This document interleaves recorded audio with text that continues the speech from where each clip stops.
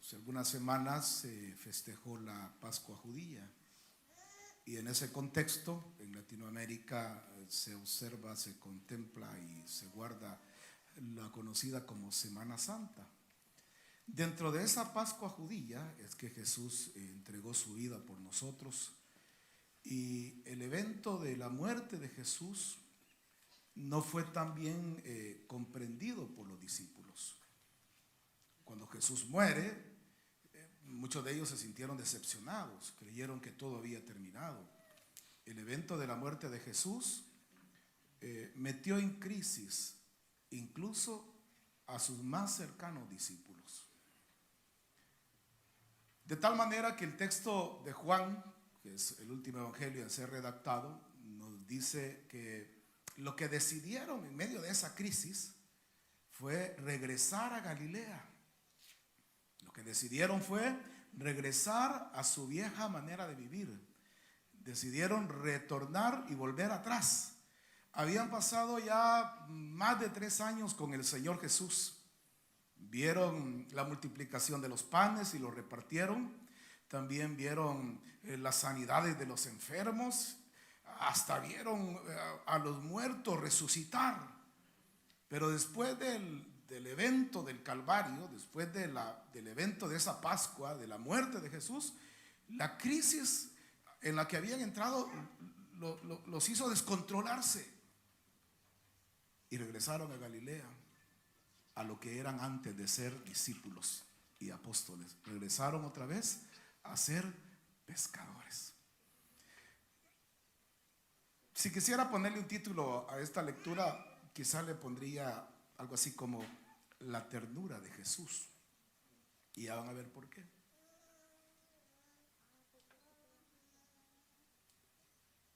Es incomprensible cómo estos hombres que han andado con el Señor, incluso uno de ellos caminó sobre las aguas, ahora vuelve atrás. Y es que las crisis a nosotros nos pueden meter en problemas. ¿Y qué son las cosas que producen las crisis en un cristiano? Cuando nuestras expectativas no se logran, cuando las creencias que nosotros tenemos acerca de cómo deben ser las cosas salen diferentes, cuando de repente nuestros planes y nuestros proyectos personales no salen como nosotros los habíamos trazados. Es decir, cuando nosotros tenemos una expectativa del deber ser de las cosas, de cómo las cosas deberían suceder, y estas suceden diferentes o totalmente contrarias a lo que nosotros esperábamos, podemos entrar en crisis. A esto podríamos llamarle una crisis de fe. Ellos no esperaban que Él muriera. Ellos no esperaban que Él muriera, aunque en el camino de Galilea a Jerusalén se los vino diciendo. Él les había expresado eso. Es más, Pedro en un momento le dice: Señor, mejor no vayas entonces, porque te van a matar. Porque ellos no esperaban que Jesús muriera. Porque la muerte, en la mayoría de los casos, representa el fracaso de cualquier proyecto. Y hay que tener una visión espiritual de las cosas para comprender que aquello que naturalmente es contradictorio o contrario en el reino de Dios puede ser la gran oportunidad. ¿Cuántos cristianos hay que después de ver la gloria de Dios, después de ver milagros, después de servirle al Señor, después de ser líderes valiosos de una iglesia, en una crisis de fe vuelven atrás, abandonan el compromiso? Durante el confinamiento del 2020 sucedió mucho en las iglesias que de repente líderes valiosos, líderes influyentes, personas que eran siervos de Dios, volvieron a las redes, hermanos. Abandonaron el compromiso, abandonaron la alianza, abandonaron el pacto, se enfriaron espiritualmente y volvieron atrás. Wow, y uno dice: ¿cómo puede ser posible eso? Mira, hermano, es posible. Si le sucedió a Pedro, que era apóstol, también nos puede suceder a nosotros si no aprendemos a manejar las crisis que enfrentamos en la vida. ¿Por qué la gente se desanima? Porque tiene expectativas.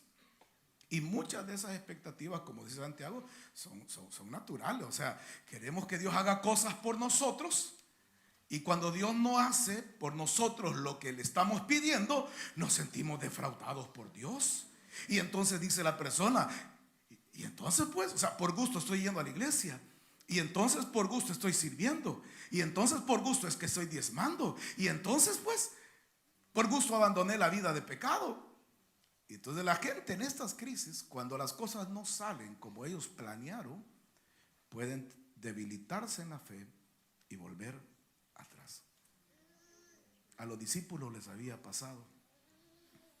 Dejaron el compromiso del reino de Dios. Jesús les había presentado, y los evangelios lo revelan eso, el proyecto de Dios. El reino de Dios se ha acercado. Y ellos habían sido nombrados apóstoles del reino de Dios. Pero ahora, ante el evento del Calvario, se han debilitado. Y entonces dijeron, vámonos cada uno para su casa. Y me gusta la manera en la que la Reina Valera traduce esto. El versículo 3 dice, Simón Pedro le dijo, voy a pescar. ¿Y qué dijeron los demás? ¿Cómo se te ocurre? Sigamos las instrucciones del maestro, perseveremos en la oración y en la palabra, no abandonemos. No, ¿sabe qué dijeron nosotros? ¿Qué dijeron nosotros? Vamos pues. Como cuando alguien dice, yo no voy a ir a la iglesia, ni yo tampoco. Yo voy a entregar el ministerio al pastor. Yo también se lo voy a entregar, como que los pastores diéramos los ministerios. Se nos olvida que los ministerios y los privilegios vienen de parte del Señor. A la hora que lo recibimos, sí reconocemos que es Dios el que lo dio. Pero cuando tenemos una crisis, queremos entregárselo a los hombres.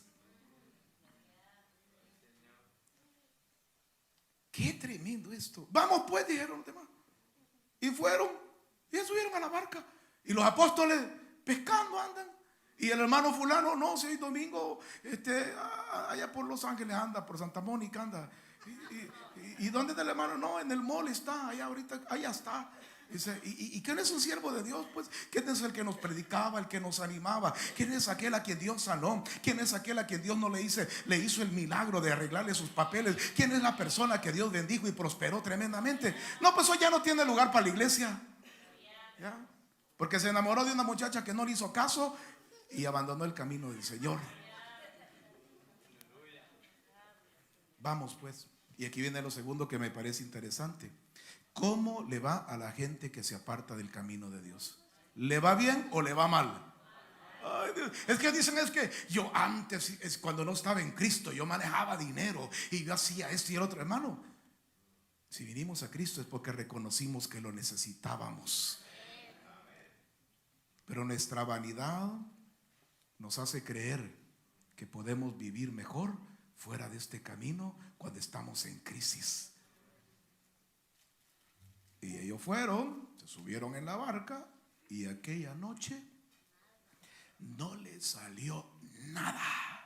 Porque todo lo que somos y porque todo lo que tenemos y porque todo lo que lleguemos a alcanzar en esta vida es por misericordia y gracia del Señor, es bendición del Señor. El libro de Proverbios dice que la bendición del Señor es la que enriquece y no añade tristeza con ello. Entonces, ¿qué vemos? Un grupo de discípulos que en lugar de estar en Jerusalén, volvieron a Galilea y volvieron a su antigua manera de vivir. Volvieron a sus viejas andanzas, porque de allí los había llamado el Señor.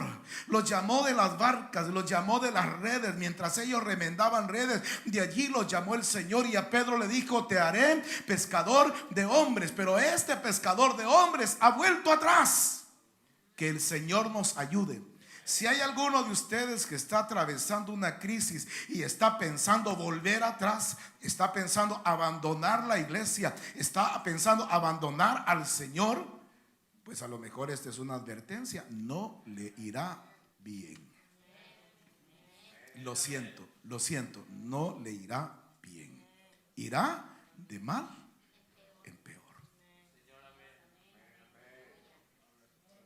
4. Cuando ya iba amaneciendo, se presentó Jesús en la playa. Mas los discípulos no sabían que era Jesús. Y esto me impresiona mucho, porque la gente se puede apartar de Dios, pero Dios no se aparta de la gente. Hay veces la gente cree que anda lejos, como el hermano aquel que le decían Jonás. Él dijo: yo no quiero ir a esa misión que Dios me ha mandado, me voy a ir a otra parte, porque ellos creen que se puede huir de Dios, y de Dios no se puede huir. Los discípulos creyeron que ya dejamos Jerusalén, el Señor está muerto, dicen que ha resucitado, pero ya esto se acabó. Pero Jesús estaba allí, porque aunque nosotros nos alejemos de Él, Él seguirá presente en nuestras vidas, aunque nosotros no lo reconozcamos y aunque nosotros no lo sepamos. Allí está el Señor. Versículo 5: y le dijo: hijitos. Esta es una expresión de ternura. Cuando usted ha dedicado tiempo a una persona, cuando usted ha dedicado tiempo a ayudar a alguien, y de repente esa persona sale con otra historia y abandona el camino, uno no deja de sentir cierta frustración, indignación, hasta enojo.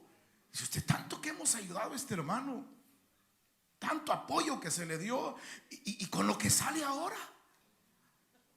Y uno nomás lo encuentra, quisiera reclamarle: hermano, ¿y qué te ha pasado? ¿Y la misión del reino de Dios? ¿Que no los preparé para que fueran y predicaran el evangelio? Y todas las demostraciones de poder. ¿Y qué están haciendo en la barca? A uno lo que le dan ganas es de reclamar. ¿Qué les pasó, hermanos? ¿Quién los estorbó para que siguieran el camino? Pero ¿saben qué? Qué bueno que Dios no es como nosotros. Y Él, cuando les habla con ternura, con cariño. Hijitos. Ni siquiera le dice discípulos, apóstoles, siervos de Dios. No. Lo lleva al ambiente de amor y de cariño. Hijitos. Dios es distinto a nosotros. Hay veces nosotros queremos que nos traten como nosotros tratamos a los demás, con agresividad, con violencia, y queremos una buena maltratada. Pero Dios no es así.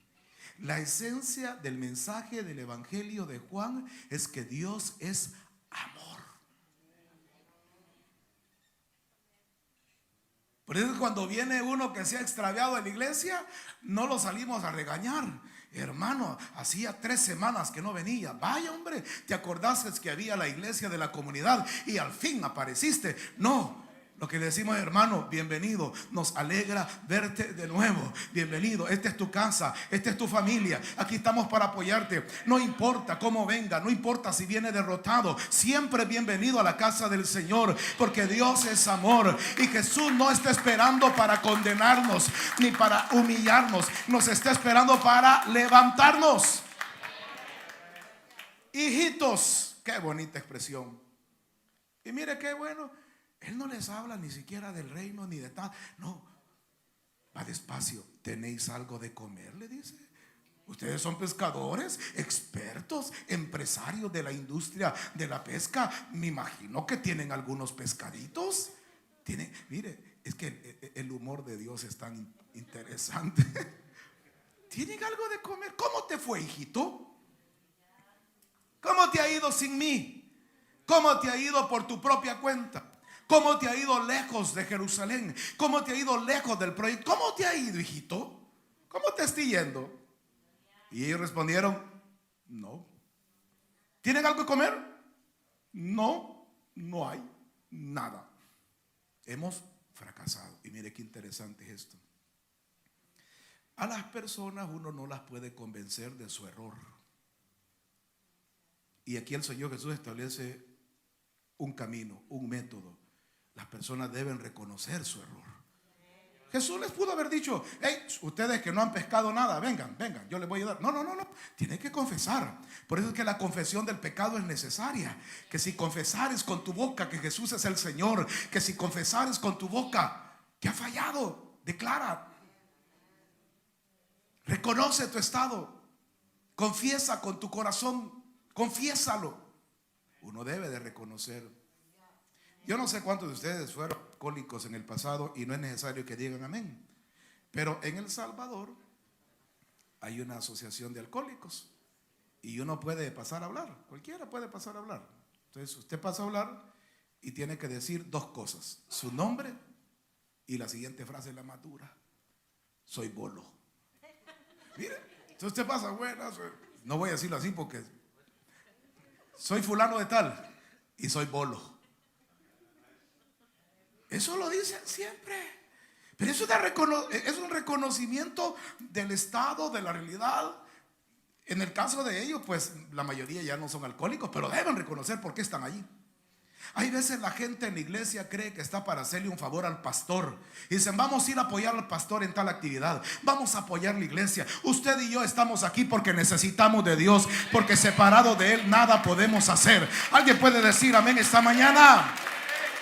Reconocemos nuestra maldad, nuestra necesidad, nuestro fracaso. Que sin Él estábamos vacíos. Que sin Él estábamos perdidos. Que sin Él estábamos condenados al fracaso. Hijitos míos, ¿tienen pescadito? No. Y cuesta reconocer la realidad, pero es necesario tener conciencia del estado real de uno para poder volver al camino.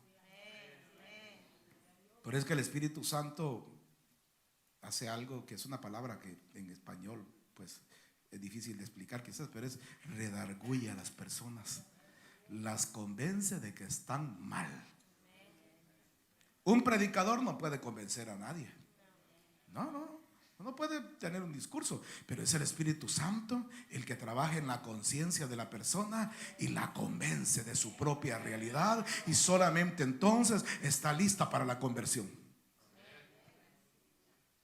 Versículo 6. Él les dijo: echad la red a la derecha de la barca y hallaréis. Entonces la echaron y ya no la podían sacar por la gran cantidad de peces.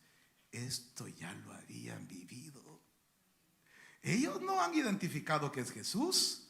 Él ha hablado con ellos, pero la orden, Pedro va a decir, esto como que ya lo viví antes, porque cuando fue su encuentro primero con Jesús, les pasaba lo mismo, estaban fracasados.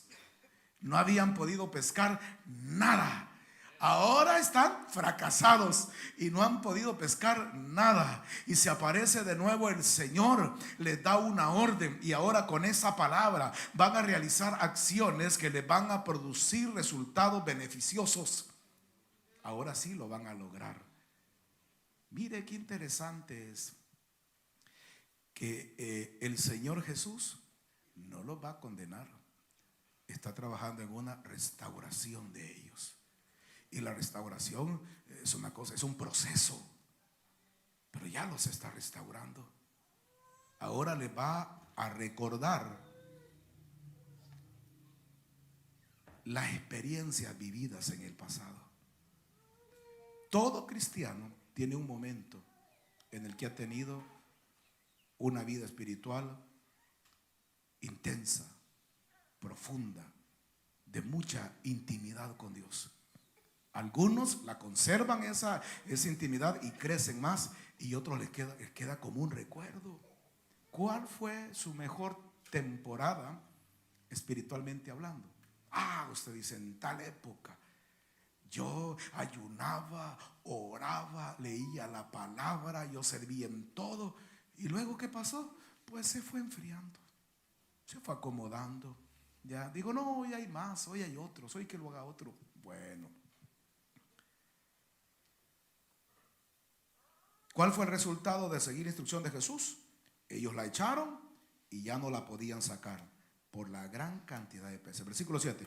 Entonces aquel discípulo a quien Jesús amaba, que algunos biblistas dicen que es el mismo Juan que escribe el Evangelio, que qué andaba haciendo Juan aquí no sé yo, porque si es Juan, a Juan le habían dado la misión de cuidar a la mamá de Jesús. Entonces, ¿dónde andaba este Juan? Allá en Galilea. Y mi mami allá quedó en Jerusalén. ¿Y qué no te di la misión? Mire qué tremendo cuando usted tiene una misión y por entrar en crisis abandona el trabajo que Dios le ha dado. Si hay alguno aquí que ha abandonado el ministerio que Dios le dio, por favor tome en cuenta esto. ¿Dónde estás, Juan? Y mi mami. Bueno, entonces aquel discípulo que Jesús amaba dijo a Pedro: es el Señor. Simón Pedro le dijo: sí, es el Señor. ¿qué? ¿Está muerto? No, es Él. ¡Qué lío! ¡Qué lío! Es el Señor. Cuando Pedro oyó que era el Señor, estaba desnudo pescando y se puso la ropa y entonces se tiró a nadar. Pedro recuperó la vitalidad y dijo: no está muerto, está vivo, de verdad está vivo. ¡Wow! Recuperó la vitalidad. Yo he venido a decirles este día: Cristo está vivo. Cristo vive y está en medio de nosotros. Él no está muerto, Él está vivo. Él resucitó y muestra su poder y su gloria cada vez que nos reunimos. Y cuando enfrentamos adversidades y enfermedades, Él muestra que está vivo. Amén. Se echó a andar, se echó a nadar y llegó a la orilla. Y los otros discípulos vinieron con la barca, arrastrando la red de peces. Pues no distaba de tierra sino como unos 200 codos, que sería algo así como unos 90 metros. Casi 90 metros. Y el Pedro llegaron los demás, y al descender a tierra vieron algo lindo. ¿Qué hubiéramos hecho nosotros? ¿Se me hincan, por favor? ¿No? Ustedes son apóstoles, no pescadores. Hoy sí vamos a hablar claro. ¿Qué les pasó? No. ¿Saben lo que está haciendo Jesús? Miren. Al descender a tierra vieron brasas puestas. Jesús estaba haciendo fuego, reuniendo ahí con carboncitos, con maderas, reuniendo fuego. ¿Y qué más había? Había un pez encima de las brasas. Qué olor. Estos habían estado todas las noches aguantando hambre, no traían nada, traían hambre, nada más, hermano. Y ese olor a pescado zarandeado, usted se imagina, usted eso, una cosa tan sabrosa. Y también había pan. Qué rico. Jesús les dijo una cosa durante el tiempo de entrenamiento: el Hijo del Hombre no ha venido para ser servido, sino para servir y para dar su vida en rescate de muchos. Ya la máxima diaconía de Jesús, que es morir por los pecadores, por nosotros, ya había sucedido. Pero ahora está afirmando ese discurso, porque para los seres humanos es muy fácil hablar de lo que se debe hacer, pero es difícil hacer aquello de lo que hemos hablado. En Mateo 23 Jesús les dice a sus seguidores que hagan todo lo que los escribas y fariseos enseñan, pero que no hagan las cosas que ellos hacen, porque ellos dicen pero no hacen. Hay algunos que hablamos de evangelización, hermanos, y tenemos años ni siquiera de postear un texto bíblico en nuestras redes sociales. Hablamos de ir a las naciones y a veces ni al culto queremos venir. Hablamos de ministerio, hermanos, y vivimos disculpándonos porque no queremos hacer las cosas que se nos ponen a hacer. Pero en Jesús vamos a encontrar una plena coherencia. Por eso es que las palabras de Jesús son espíritu y son vida, porque hay una conexión entre el discurso y las acciones, entre las palabras y los hechos. Les habló de la diaconía, ahora les va a servir de cocinero. ¿Quién les está cocinando ahora? Imagínese usted, hermano, la máxima figura de autoridad que a usted se le ocurre en el mundo, y que de repente usted le encuentra en su casa haciéndole unos huevitos o unos frijolitos volteados que son tan sabrosos, hermano, o asando carne. Y dice: ¿qué está haciendo? Deje, eso lo voy a hacer yo. El maestro, el Señor Jesús, les está dando ejemplo de diaconía y les está sirviendo. Mire, ahí está cocinando. Versículo 10. Le dijo: traed de los peces que acabáis de pescar. Subió Simón Pedro y sacó la red a tierra llena de grandes peces, 153. Y aún siendo tantos, la red no se rompió. Le dijo: venid, comed. En algunas traducciones dice: y le sirvió. ¿Sabe quiénes sirven? Los diáconos.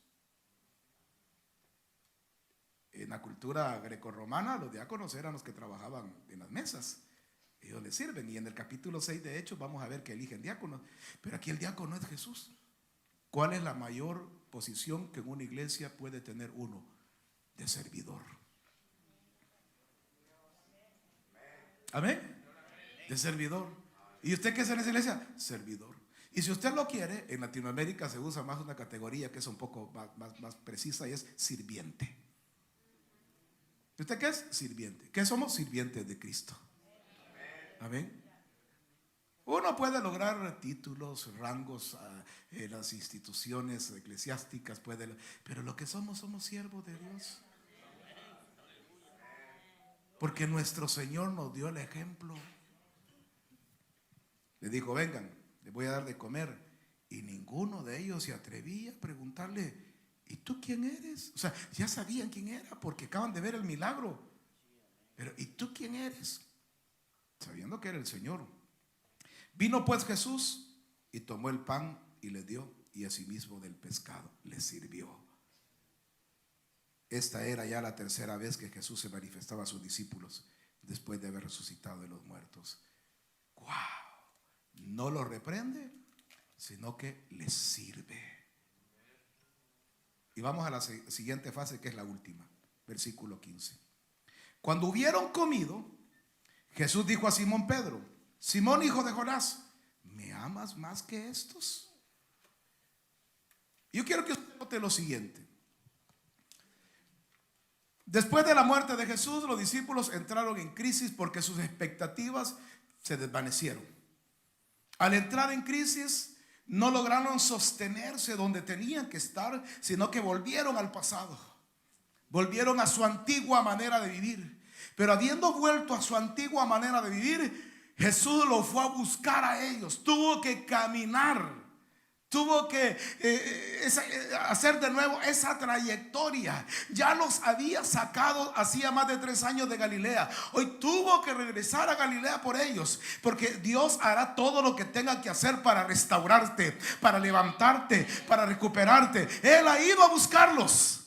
Al encontrarlos, los encuentra fracasados.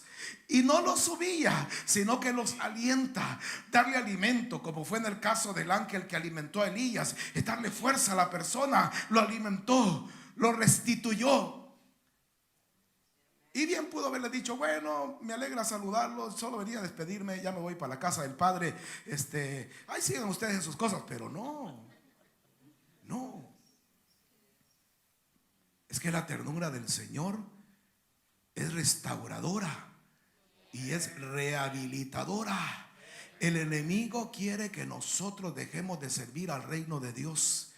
El enemigo quiere que nosotros nos debilitemos en la fe y abandonemos el camino del Señor.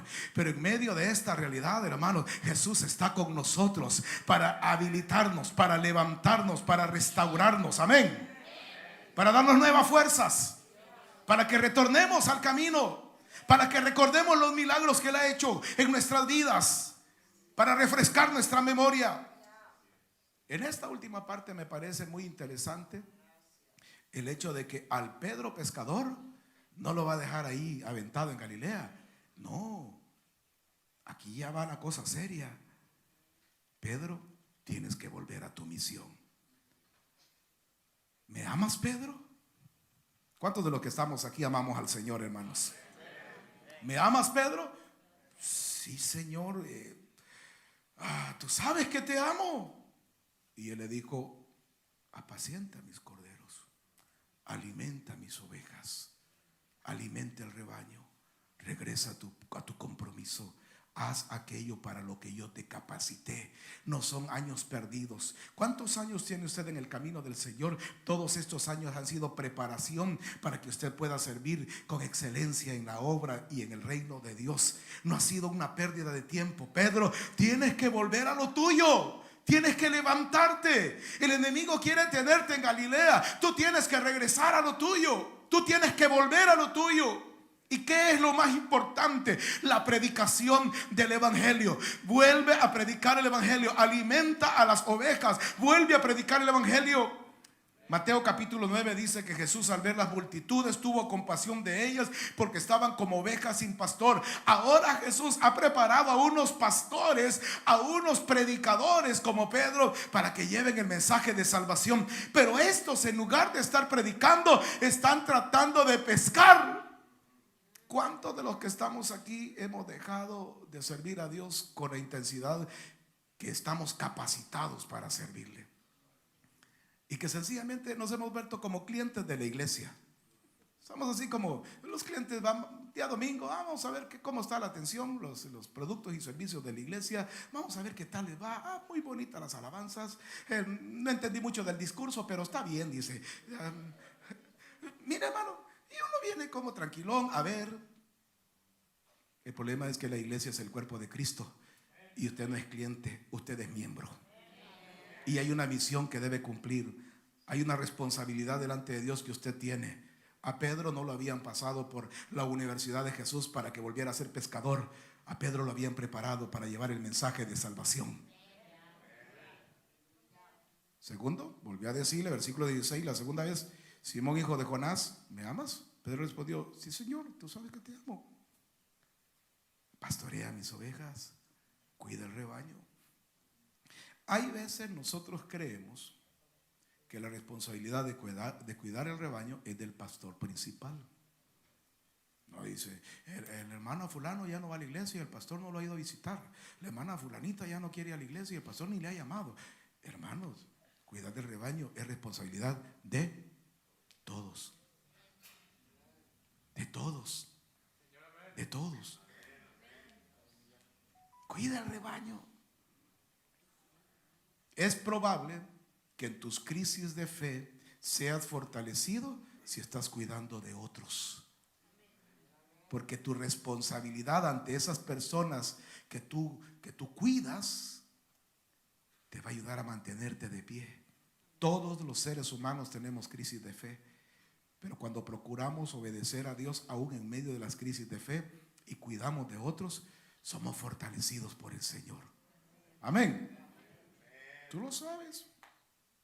Versículo 17. Le dijo la tercera vez: Simón, hijo de Jonás, ¿me amas? Pedro se entristeció de que le dijese la tercera vez: ¿me amas? Porque como dijo el profeta, este pueblo de labios me honra. Y uno puede decir: yo amo a Dios, pero está haciendo otra cosa. No, si yo a mi Señor yo lo amo, solo que a la iglesia no tengo ganas de ir. No, yo a mi padre yo lo amo, pero para cambiar el techo yo no tengo ganas de contribuir. Es que voy a cambiar ahora troca. No, hermano, ¿me amas? ¿Tú me amas? 3 veces la misma pregunta: ¿me amas? Y si me amas, pues interésate por la obra.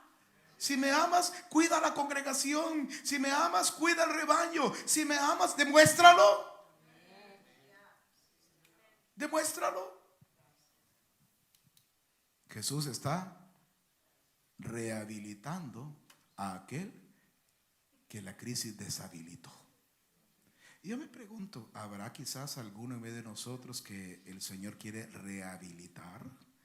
Porque entregó privilegios, porque entregó compromisos, porque apagó de los 6 motores que tenía, apagó 5 y solo se ha quedado con uno solo para el impulso. Porque, o sea, mundano no es. O sea, al culto no viene, pero mundano tampoco es. Porque ve el culto a través de redes sociales, ¿verdad? Mundano, y a veces hasta manda el diezmo. Mundano, o sea, pecador no es, solo que ha abandonado el camino. Quizá Dios quiera restaurarnos. A lo mejor yo no tenga una respuesta a aquella situación que produjo crisis de fe en tu vida. Yo no tengo una respuesta. Pero lo que sí puedo decirte es que Dios sigue estando presente y que quiere fortalecernos, restaurarnos y rehabilitarnos. Hay un hombre de la iglesia que yo amo mucho, de nombre Noé. El año pasado le hicieron una operación y le extirparon un pequeño tumor en un pie. Este año le dieron la noticia que tenía cáncer en grado de metástasis. Ahorita él tiene un tumor en este brazo, es una piedra, una cosa grande. Tiene otro tumor aquí, tiene tumores en el cerebro. Está en quimioterapia. Y yo le digo, hermano Noé, yo no tengo respuestas, pero lo que sí le puedo decir es que el Señor está con usted. Acaba de pasar su primer proceso de quimio y le digo, ¿cómo va? Me siento un poquito mejor, me dice. Esta semana me escribió, me dice, pastor, los pulmones los tenía inundados de agua. Ya no tengo agua en los pulmones, me dice. Va luchando, va luchando. Es un guerrero. Vamos a enfrentar como cualquier mortal, vamos a enfrentar diabetes, hipertensión, vamos a enfrentar el cáncer, vamos a enfrentar problemas legales, vamos a enfrentar crisis económicas como cualquier mortal, pero que las crisis no nos metan a nosotros, hermanos, en problemas con Dios, que las crisis no nos alejen de Dios. Un creyente maduro, cuando atraviesa la adversidad, lo que hace es que se acerca más a Dios. Que se acerca más a Dios. Jamás abandone sus privilegios en medio de una crisis. Comprométase más.